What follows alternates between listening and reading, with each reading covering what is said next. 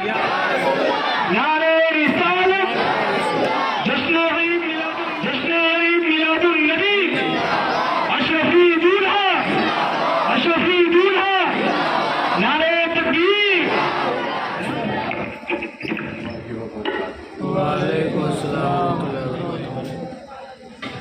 نحمده ونسلم على حبيبه الكريم، أما بعد، أعوذ بالله من الشيطان الرجيم، بسم الله الرحمن الرحيم، وإنك لعلى خلق عظيم، صدق الله العظيم وبلغنا رسوله النبي الكريم، إن الله وملائكته يصلون على النبي يا أيها الذين آمنوا صلوا عليه وسلموا تسليما، اللهم صل على سيدنا نبينا حبيبنا مولانا محمد وعلى آل محمد بارك وسلم، صلاة وسلام عليك يا رسول الله صلی اللہ تعالی وسلم۔ ایک مرتبہ اور حدیث ضرور پیش کریں۔ اللهم صل على سيدنا صلی اللہ علیہ نبی علیہ صلی اللہ علیہ وسلم، صلاۃ و سلام علیک یا رسول اللہ صلی اللہ علیہ وسلم۔ محترم حاضرین، شادی خانہ آبادی کے موقع پر میلاد مصطفیٰ صلی اللہ تعالی علیہ وسلم کے انعقاد کی سعادت ہے۔ اللہ رب العزت نے ارشاد فرمایا، وَإِنَّكَ لَعَلَى خُلُقٍ عَظِيمٍ۔ اے محبوب، اے میرے رسول، اے میرے نبی، آپ کے اخلاق بہت بلند ہیں، آپ کے اخلاق بہت بلند ہیں۔ حالانکہ لوگوں کا رویہ الگ ہے مگر آپ کا اخلاق الگ ہے۔ لوگ اپنی اپنی کارستانی میں مصروف ہیں، اپنی اپنی سازشوں میں، اپنی اپنی غیبتوں میں، اپنی اپنی برائیوں میں لوگ مصروف ہیں۔ آپ کے پیٹھ پیچھے آپ کا حسن و جمال ہوتے ہوئے بھی برائی کر رہے ہیں، فضل و کمال ہوتے ہوئے بھی برائی کر رہے ہیں، جود و نوال ہوتے ہوئے بھی برائی کر رہے ہیں۔ آپ کے صدقے میں کائنات بنی ہے، آپ کا کھا پی کر کے بھی برائی کر رہے ہیں، تیرا کھاتے ہیں اور تجھی پہ غراتے ہیں، پھر بھی لوگوں کے رویے، کوئی گالی دے رہا ہے، کوئی برا کہہ رہا ہے، کوئی غیبت کر رہا ہے، کوئی پتھر مار رہا ہے، کوئی ظلم کر رہا ہے، کوئی ستم کر رہا ہے، کوئی عداوت کر رہا ہے، کوئی دشمنی کر رہا ہے، کوئی کیا کر رہا ہے، کوئی کیا کر رہا ہے، مگر ان کی تمام برائیاں ایک طرف، مگر محبوب تم ان کی برائیوں کو دیکھ کر کے اپنے مشن کو روک نہیں رہے ہو، تم ان کی برائیوں کو برداشت کر رہے ہو، ان کے ظلم کو برداشت کر رہے ہو، ان کے ستم کو برداشت کر رہے ہو، اس لیے ان کا ظلم اور تمہاری محبت، ان کے ظلم کے بدلے میں آپ دعا دے رہے ہیں، یعنی پتھر کھا رہے ہیں آپ اور دعا دے رہے ہیں، گالی سہ رہے ہیں اور دعا دے رہے ہیں۔ یہ گالی دینے والے ہیں، آپ دعا دینے والے ہیں۔ اے محبوب، آپ کے اخلاق بہت بلند ہیں، بہت بلند ہیں۔ اخلاق اسی کو کہتے ہیں کہ برائی بھی سنو، پلٹ کے مت کچھ کرو۔ آج آپ چھوٹی چھوٹی بات پر سالوں سال جھگڑنے کے پروگرام بنا لیتے ہیں، چھوٹے چھوٹے من مٹاؤ پر، بچوں کے بھی معاملات پر آپ سالوں سال ایک دوسرے سے دور رہتے ہیں۔ چھوٹی چھوٹی بات پر گاؤں میں پارٹی بنا لیتے ہیں، علاقہ بنا لیتے ہیں، دین کے معاملے میں بھی لڑتے ہیں، مدرسہ ہو تو اس میں بھی لڑ پڑتے ہیں، مسجد ہے تو اس میں بھی لڑ پڑتے ہیں، نیکی ہو تو اس میں بھی لڑ پڑتے ہیں۔ عجیب و غریب حال ہے آپ کا، یہ حال عجیب و غریب ہو گئے۔ پہلے تو لوگ، میں نے سنا تھا کہ کھانے کے لیے لڑتے تھے، پینے کے لیے لڑتے تھے، اب آپ مدرسے میں بھی لڑ رہے ہیں۔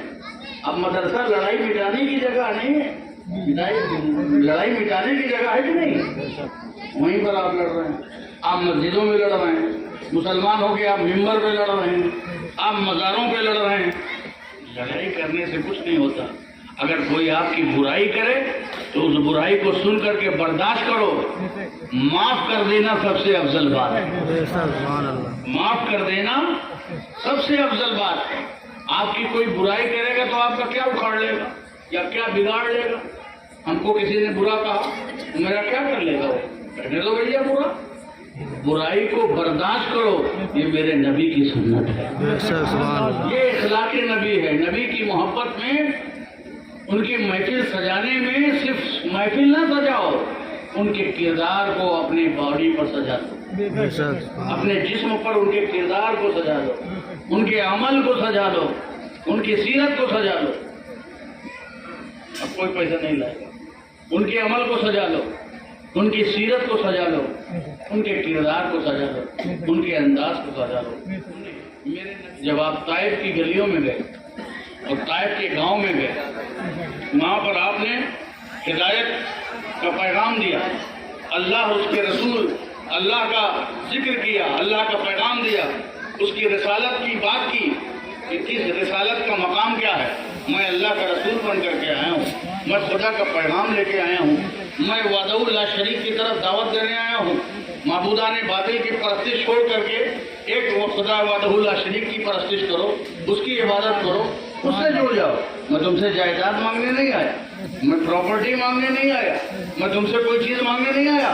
میں تو تمہیں جہنم سے بچانے آیا ہوں، میں تمہیں جنت تک پہنچانے آیا ہوں، میں تمہیں کلمہ لا الہ الا اللہ کی دولت دینے آیا ہوں، میں تمہیں جنت سے قریب لینے آیا ہوں، میں تمہیں خیر کی دعوت دینے آیا ہوں، میں تمہیں شر سے روکنے آیا ہوں، میں تمہیں جہنم کے انگاروں سے دور کر کے جنت کے گلاب کے قریب لینے. آؤ اسلام کی طرف، آؤ دین کی طرف، آؤ ہدایت کی طرف، لوٹو خدا کی طرف. مگر ان لوگوں نے کیا شروع کیا؟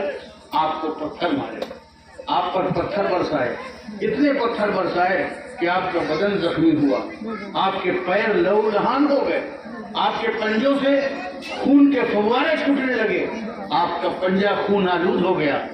نبی جو نبیوں کا سلطان ہے، جو نبیوں کا امام ہے، جو رسولوں کا امام ہے، جس کے صدقے میں جنت بنی، جس کے صدقے میں کائنات بنی، جس کے نام پر ہم، جس کا نام لے لے کر کے ہمیں جنت کا پروانہ ملے گا.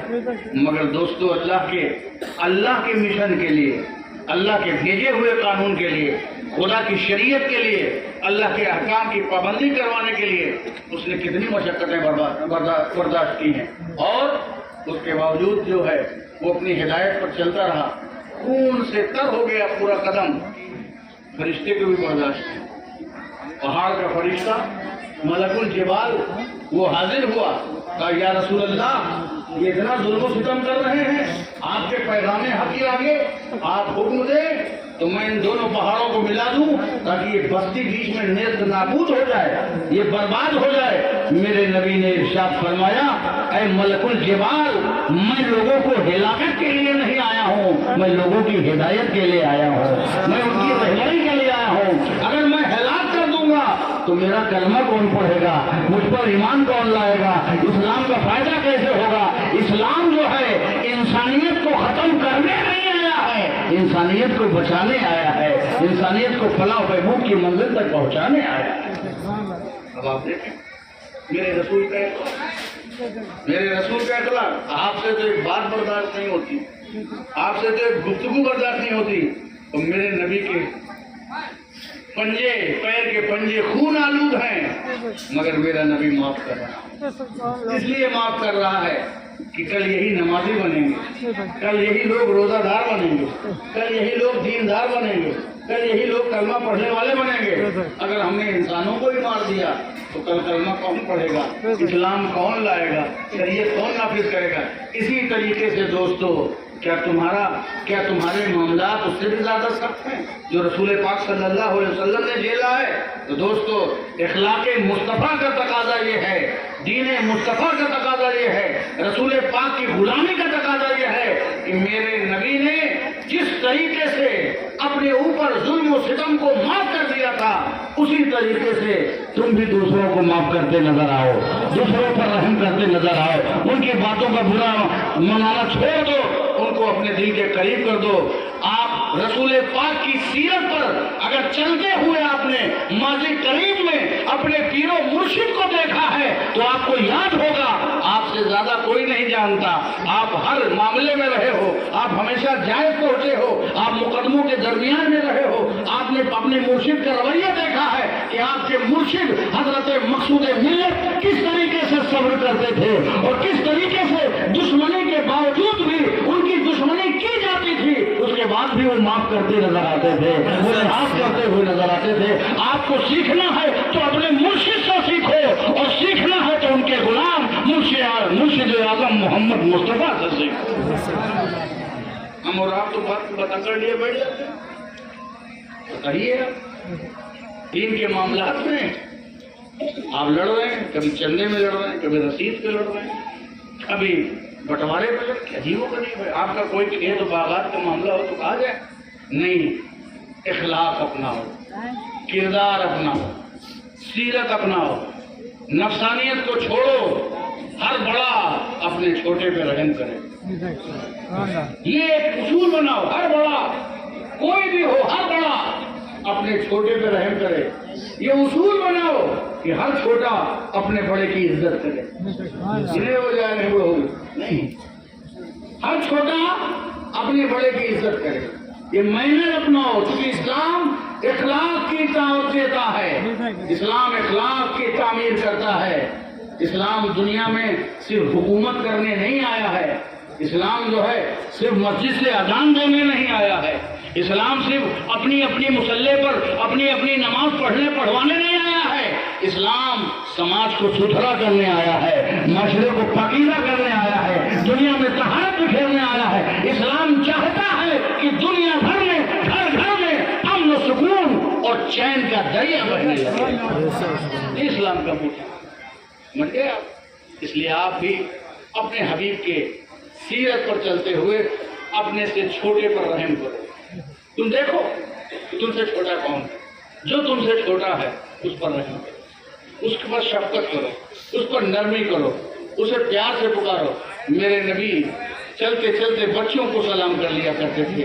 ان کی سیرت پر چلتے ہوئے حضور مقصود ملت جائز کی سرزمین پر جن گلیوں سے گزرتے تھے بچوں کو سلام کر لیا کرتے تھے. تو بڑے جو ہیں وہ سلام کا انتظار نہ کریں اور نہ اس کی شکایت کریں. دیکھو فلاں ہے اتنا بدتمیز ہے, مجھ سے سلام نہیں کرتا. یہ کہنے کے بجائے کہ فلاں بڑا بدتمیز ہے, فلاں کا لڑکا بڑا بےہودہ ہے, سلام نہیں کرتا ہے مجھ کو, یہ کہنے سے اچھا اس سے بہتر یہ ہے کہ تم اس بےہودے سے خود ہی سلام کر لیا کرو, اس بچے سے خود ہی سلام کر لیا کرو. اگر ایک بار اپنے چھوٹے بچوں سے سلام کر لو گے تو وہ بچہ شرمندہ ہوگا, پھر وہ ہمیشہ وہ سلام کرے گا. والد صاحب نماز پڑھ کے آتے, جب میں کبھی چھوٹا تھا لیٹا رہتا مگر مجھے یاد ہے, میں نہیں اٹھا تھا فجر میں, وہ آتے تو فجر پڑھ کے جب جائز میں تو آ کر کے مجھ سے کہتے, مجھ کو جگاتے تو جگاتے نہیں کہ تم اٹھ جاؤ, کہتے تھے سلام علیکم سلام علیکم, یہ کہہ کے اٹھاتے تھے سلام علیکم. مجھے سے آپ کو ابو سلام. یہ اگر بڑا سلام کرے گا تو بڑوں کو چاہیے, کیونکہ آپ پہلے پیدا ہوئے ہیں, آپ بڑے ہیں, تو آپ کے اوپر ذمہ داری بھی زیادہ ہے.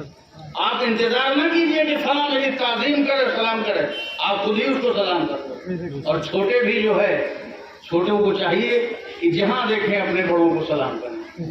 گھر میں اٹھ کر کے اپنے ماں کو سلام کریں, اپنے باپ کو سلام کریں, اپنی بڑی بہنوں کو اپنے بہنوں کو سلام کریں, اپنے بچوں کو سلام کریں. ہر آدمی ایک دوسرے کو سلام کرتا نظر آئے. گھر گھر میں یہ ایک سنت اپنا لو, ایک دوسرے کو سلام کریں. گھر سے نکلے سلام کریں, مسجد میں گھسے سلام کریں, مسجد سے باہر نکلے سلام کریں, گلی میں سلام کریں, دکان پہ سلام کریں, گھر میں سلام کریں. ایک دوسرے کو سب, شوہر بیوی کو سلام کرے, بیوی شوہر کو سلام کرے, بیٹا باپ کو سلام کرے, باپ بیٹے کو سلام کرے, بھائی بہن کو سلام کرے, بہن بھائی کو سلام کرے, ہر چھوٹا بڑے کو سلام کرے, بڑا چھوٹے کو سلام کرے. اتنا سلام پھیلاؤ. اس سلام کے معنی سلامتی ہے, اور جب اس سلام کے رنگ میں پورا گاؤں رنگ جائے گا تو گھر گھر میں سلامتی پیدا ہو جائے گی, گلیوں میں سلامتی پیدا ہو جائے گی, پورے علاقے میں سلامتی پیدا ہو جائے گی.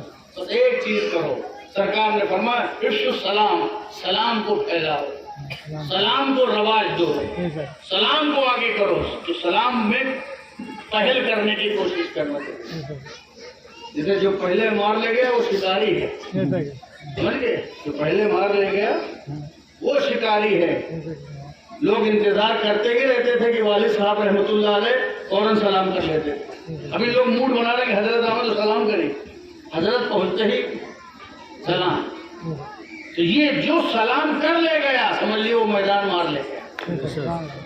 آپ مارکیٹ میں کہتے ہیں نا کہ دیکھو پہلے مار دیے، میدان اسی کا، وہ تو لڑائی جھگڑے والی بات ہے. مگر میں سلام میں کہتا ہوں جو پہلے سلام کر لے گا سمجھ لو وہی راجا ہے، وہی سلطان ہے. اس لیے کہ جو سلام کرے گا، کسی کو سلام کرے گا، ایک بات پکی ہے کہ اس کے اندر غرور نہیں رہے گا، اور ہوگا تو ختم ہو جائے گا. سلام جو ہے وہ غرور ختم کرتا ہے، گھمنڈ کرتا ہے، ختم کرتا ہے. غرور اور گھمنڈ تم کو برباد کرتا ہے، تم سے غلطیاں کراتا ہے، تمہاری عبادت کو برباد کر دیتا ہے، تمہاری نیکی کو برباد کر دیتا ہے. اگر سلام کر کر کے تم غرور سے دور ہو جاؤ گے تو تم بھی بچے رہو گے، تمہارے اعمال بھی بچے رہے گے. سبحان اللہ سبحان اللہ. سمجھ گئے؟ تو آج کے بعد یہ ذہن بنا لیجیے، اس محفل کے بعد یہ ذہن بنا لیجیے کہ ہمیں ایک دوسرے سے سلام کرنا. ہر آدمی ایک بغل بیٹھا ہے ایک دوسرے سے، چلیے بغل کو لگے ایک دوسرے سے سلام کریے، چلیے کریے. ابھی یہی لگے ہاں، ہاتھ ملائیے سلام کریے. ہاں، عورتیں جھٹانے نہ مجھے ایک دوسرے کو بھی سلام کریں. ہاں، یہ جب نماز ختم کریے ایک دوسرے سے سلام کریں، جب ملیے ایک دوسرے سے سلام کریں. ٹھیک ہے؟ یہ اس کو تحریک دینا ہے. میرے والد صاحب رحمۃ اللہ علیہ ارشاد فرماتے تھے، کسی کام میں انہوں نے کہا کہ میں نے یہ کیا، مگر وہ فرماتے تھے یہ جو جائز میں نے بڑی محنت سے سلام کا رواج قائم کیا. اب سوچ لیجیے کہ وہ جان بوجھ کر کے انہوں نے کتنا سلام. آج بھی جائز میں جو اکثر لوگوں کے اندر یہ عادت ہے سلام کرنے کی، اس میں میرے والد صاحب رحمۃ اللہ علیہ کا بہت بڑا کریکٹر ہے کہ انہوں نے سلام کیا، ہر چھوٹے اور بڑے سے سلام کیا. اس لیے آپ یہ ذہن بنا لیجئے کہ آپ کو سلام کرنا ہے، اور جب آپ سلام کرتے ہوئے نظر آئیں گے، جب ہر وقت سلام کرتے ہوئے نظر آئیں گے تو رسول کی یاد آ جائے گی. وَإِنَّكَ لَعَلَىٰ خُلُقٍ عَظِيمٍ. اے محبوب آپ کے اخلاق بہت بلند ہیں. پتہ چلے گا اسی بلندی والے اخلاق کے جو رسول ہیں یہ انہی کی امتی ہیں. زندگی بھر وہ سلامتی بھیجتے رہے، ان کی امت بھی ایک دوسرے پر سلامتی بھیج رہی ہے. سبحان اللہ. سمجھ گیا؟ السلام علیکم میں نے تم پر سلامتی. سلام کرنا سنت ہے، جواب دینا واجب ہے، ضروری ہے. سلام کا جواب دینا ضروری ہے. دشمن بھی ہو یہ نہ کہو ہم تمہارے سلام کا جواب نہیں، ہم کا نہ سلام کرو، ہم تمہارے سلام کا جواب کرے. ایسا مت کہو. آپ کو نہیں ملنا ہے، نہیں بات کرنا، وعلیکم السلام کہہ کے کنارے کو جاؤ. جواب دینا واجب ہے اور سلام کرنا سنت ہے، مگر افضل وہ ہے جس نے سلام میں پہل کیا. ارے وہ تو چھوڑو، آپ کو حکم کیا دیا گیا ہے؟ جب قبرستان جاؤ تو کیا کرو؟ بغیر سلام کے قبرستان میں نہیں رہ سکتے. جب بغیر سلام کے آپ قبرستان میں نہیں رہ سکتے تو بغیر سلام کے آپ سماج میں کیسے زندہ ہیں؟ جب مردوں کو آپ سلام کرنا ہے، آپ کو جو مردے بیچارے چلے گئے ہیں دنیا سے، جو قبر میں لیٹے ہوئے آرام کر رہے ہیں، تمہارا انتظار کر رہے ہیں کہ کب سبے برات آئے گی، کب آؤ گے مٹی پلٹنے. کمائی میں لگے ہو، بجائی میں لگے ہو، نہ فاتحہ، نہ ابا کی قبر یاد، نہ دادا کی قبر یاد، نہ پھول یاد، نہ چتر یاد، کچھ نہیں یاد. پورا مٹر گشتی کر کے پورا نومبر کھیل کے، دیوالی کھیل کے چلے جاتے ہو. کبھی یاد آتی ہے ابا دادا کی؟ کبھی یاد آتی ہے پیر و مرشد کی درگاہ کی، مزار کی؟ وہ تو کہاں نوچندی کا صدقہ ہے، کچھ لوگ لے جاتے ہیں نوچندی کے چکر میں. ان کو نوچندی چاہیے نہیں. آپ قبرستان جائیے تو سلام کریے. السلام علیکم یا اہل القبور، اے قبر والوں تم پر سلامتی ہو.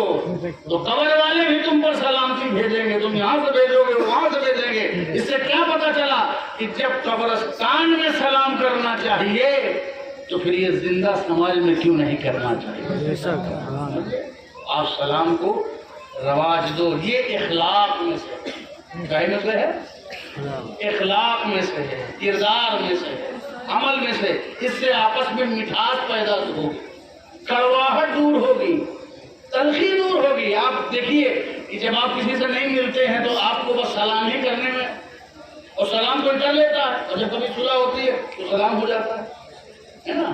تو یہ سلام وہ دروازہ ہے کہ اگر یہ کھل گیا تو سلام سے منہ کا دروازہ نہیں کھلتا، اس سلام سے دل کا دروازہ کھلتا ہے. اس لیے ہمیشہ یاد رکھیے گا، اپنے بڑوں کو، بچوں کو یہ چاہیے کہ اپنے بڑوں سے فوراً سلام کریں، اور بڑوں کو بھی چاہیے کہ اگر بچے دیر کر رہے ہیں تو انتظار مت کرو ٹائمنگ لگا کر کے کہ وہ سلام کرتے ہیں کہ نہیں کرتے ہیں، فوراً ان کو خود ہی سلام کرو.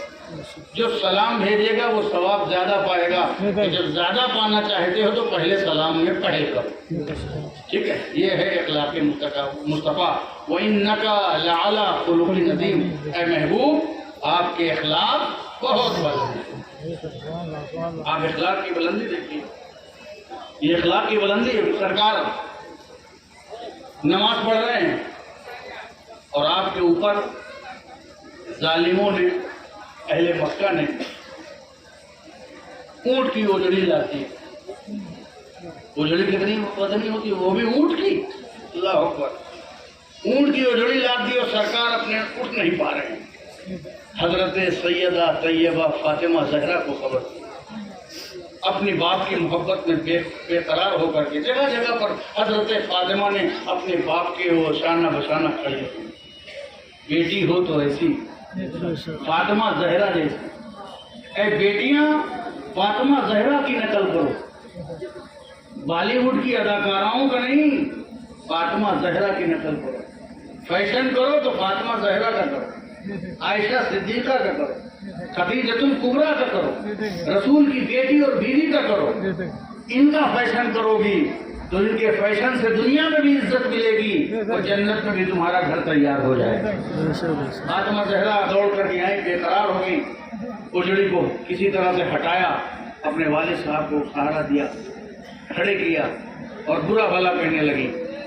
جن لوگوں نے یہ ظلم کیا تھا ان کو برا بھلا کہنے لگی، بد دعا دینے لگی. سرکار نے روک دیا، ہے فاطمہ انہیں برا مت کہو، انہیں بد دعا نہ دو، ان کے لیے دعا کرو. آج یہ ظالم اندھے ہیں، انہیں نہیں معلوم ہے میرا مقام کیا ہے. آج یہ ہم پر اوجھڑی رکھ رہے ہیں، کل یہی قوم مجھ پر درود پڑھے گی، یہی قوم مجھ پر سلام پڑھے گی، یہی میری کعبے میں کھڑی ہوگی. تو دوستو عزیزو، اسی اخلاق کی وجہ سے آج دیکھو کہ سرکار دو عالم صلی اللہ علیہ وسلم نے اس وقت پورا مکہ اور پورا مدینہ اپنی محبت میں دیا، اور آج قوم نبی پہ درود پڑ رہی. مار دیا ہوتا، کاٹ دیا ہوتا تو کیا ہوتا؟ کوئی بچے نہ ہوتا تو کیا ہوتا؟ اس لیے اخلاق مصطفیٰ کا تقاضا یہ ہے، اخلاق مصطفیٰ کا تقاضا یہ ہے، کردار مصطفیٰ کا تقاضا یہ ہے کہ اپنے اندر وہ صفت پیدا کرے. سچ بول. اخلاق میں سب سے بڑی خوبی ہے سچ بولنا، ہے نا. تو بہت لوگ مشکل سے سچ بولتے ہیں، بلکہ وہ لوگ جو کہتے ہیں میں جھوٹ نہیں بولتا وہ بھی جھوٹ بولتے ہیں. یہ کہہ کے جھوٹ بولتے ہیں میں جھوٹ نہیں بولتا. سب سے بڑا جھوٹ تو یہی رہتا ہے، کہتے ہیں میں جھوٹ نہیں بولتا. سچ بولنے کی کوشش کرو، کیا چلا جائے گا. سچ بولو چاہے کڑوا ہو، سچ بولو چاہے جتنا کڑوا ہو، کڑوا چلے گا. اور سچ بولو، جو سچ بولے گا اللہ رب العزت محشر کے دن اس کو باعزت بنائے گا. کیونکہ جو سچ بولے گا اس میں ریاکاری نہیں ہوگی، وہ فائدہ اور نقصان کے چکر میں نہیں ہوگا. وقتی طور پر کچھ نقصان لگے گا اس کو، مگر نہیں، سچ بولو. زیادہ تر کوشش کرو کہ سچ بولو. یہ اخلاق کا ایک طریقہ ہے. میرے نبی نے پہلا پیغام جب دیا تو مکہ والوں نے یہی کہا تھا کہ اے مصطفیٰ جان رحمت، آپ نے کبھی جھوٹ نہیں بولا، آپ نے کبھی جھوٹ نہیں بولا ہے. اسی سچ بولنے کی بنیاد پر سب لوگوں کو اسلام کے قریب آنا پڑا، اور یہ سچ ہے جس نے غوث اعظم کو یہ مرتبہ عطا کیا. غوث اعظم سے پوچھا گیا کہ آپ اتنے بڑے غوث اعظم ہو گئے, کتنا بڑا مرتبہ مل گیا, کیا وجہ ہے؟ کوئی وظیفہ کیا, کوئی چلہ کیا, کوئی مجاہدہ کیا, کوئی ریاضت کی, کوئی بندگی کی. غوث اعظم نے حالانکہ ریاضت کیا, بندگی کیا, مجاہدہ کیا, سخت 12 سال زندگی مجاہدے میں گزارے, اور آپ نے سوکھی روٹی کے ٹکڑے چن چن کر کے دجلہ کے کناروں سے کھا کر کے اپنا پیٹ پالا اور تعلیم کو جاری رکھا. نہایت مشقت کے ساتھ, اتنی مشقت کے ساتھ زندگی گزاری غوث اعظم نے کہ بھوکے رہتے تھے, تعلیم حاصل کرتے تھے, پیسے تو ختم ہو گئے تھے, مگر غوث اعظم فرماتے ہیں کہ جب کوئی ہمارے سامنے کھانا کھاتا تھا تو جب اس کا منہ کھلتا تھا تو اس کے منہ کو دیکھ کر کے میرا بھی منہ کھل جاتا تھا. ہمارے بھوک کتنی بھوک مجھے رہتی تھی, مگر جب غوث اعظم سے پوچھا گیا آپ کو مرتبہ کتنا بڑا ملا, یہ کہاں سے ملا, اس کی وجہ کیا ہے, اس کا ریزن کیا ہے, تو آپ نے اپنا مجاہدہ, اپنی مشقت اور اپنی دقت کا بیان نہیں کیا, بلکہ آپ نے یہ فرمایا کہ اللہ نے مجھے جو غوثیت کبریٰ کا منصب نصیب فرمایا ہے اس کی ایک وجہ ہے, اور وہ وجہ یہ ہے کہ عبد القادر جیلانی نے زندگی میں کبھی جھوٹ نہیں بولا. عبد القادر جیلانی نے زندگی میں کوئی جھوٹ نہیں بولا. جو زندگی میں جھوٹ نہیں بولتا اس کے زبان میں تاثیر ہوتی ہے, اس کی بات نہیں تیر بنتی ہے, تبھی تو ڈاکوؤں کا سردار غائب ہو گیا. زبان میں سچائی زبان میں رکھو گے تو بیٹے بھی مانیں گے, بچے بھی مانیں گے, لوگ بھی مانیں گے. کسی کو کچھ منوانے سے پہلے اپنی زبان کو صداقت میں بجھا لو. جب تمہاری زبان صداقت کی تاثیر سے پر رہے گی تو اس زبان میں ایسا بن گیا. اس لیے ہمیشہ سچائی پر چلنے کی کوشش کرو, صداقت پر چلنے کی کوشش کرو, جھوٹ سے اپنے آپ کو بچاؤ, کیونکہ جو جھوٹ سارے گناہوں کی جڑ. جیسے شراب کو کہا گیا ہے ام الخبائث. کیا ہے؟ ام الخبائث, تمام برائیوں کی جڑ شراب. جو شراب پیتا ہے اس کے اوپر کچھ نہیں کہتے تو کیا کہے گا, کیا نہیں کہے گا, کیا کرے گا, کیا نہیں کرے گا.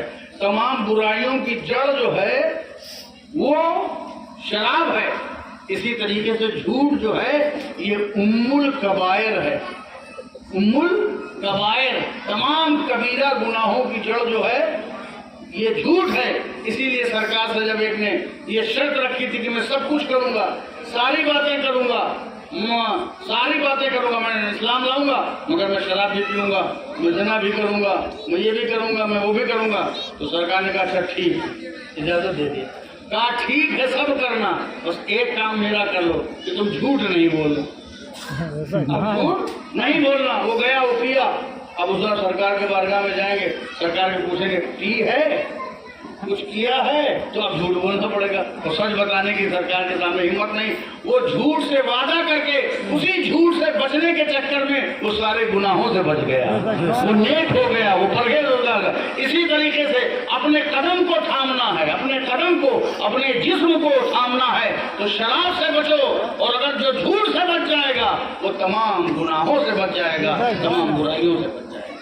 کیونکہ یہ جھوٹ بھی یہ بد اخلاقی ہے, یہ اخلاق کا مذمتی پہلو ہے, یہ زمین پہلو ہے. اس لیے دوستو اور عزیزو, میں نے یہ جو چند باتیں آپ سے ریکویسٹ کی ہیں, آپس میں محبت رکھو, آپس میں اتفاق رکھو, ایک دوسرے سے گلے لگ جاؤ. یہ پارٹی بندی, یہ گٹ بازی, یہ چھوٹی چھوٹی باتوں پر, ہاں کسی کے اگر قانونی مسائل ہیں تو بالکل آپ عدالت میں آپ اپنا کام کریے, مگر ان چھوٹی چھوٹی باتوں میں گروپ بندی کی وجہ سے, ایک دوسرے کی نفسانیت کی وجہ سے, اور علماء کرام کو بھی چاہیے کہ تو تڑاک ادھر سے ادھر نہیں, لوگوں کو اخلاق کی تعلیم دیں, سیرت نبوی کی تعلیم دیں. فلاں شہر, فلاں مولانا, فلاں بابا, فلاں حضرت, اس کے چکر میں دم رہیں, اور جو رسول پاک کی سیرت ہے وہ جب بیان کریں گے تو اس سے انشاءاللہ فتنہ ختم ہوگا.